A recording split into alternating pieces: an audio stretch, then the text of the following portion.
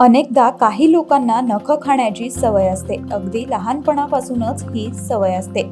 आपल्या आजूबाजूलाही आपण नखं खाण्याची सवय असणारे अनेक लोक बघतो. मात्र तुम्हाला माहित आहे का, ही सवय जर तुम्हाला असेल तर ते तुमच्या आरोग्यासाठी अत्यंत हानिकारक ठरू शकतं. ही सवय सामान्य असली तरीही आरोग्यासाठी अत्यंत घातक आहे.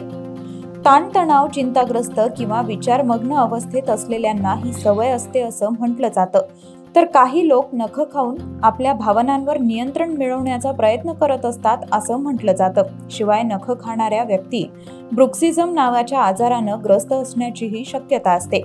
नखं खाण्याच्या सवयीमुळे आपली त्वचा आणि नखांच्या सभोवतालची त्वचा खराब होऊ शकते. यामुळे आपल्याला नखांच्या आजूबाजूच्या भागात वेदना देखील जाणवू शकतात.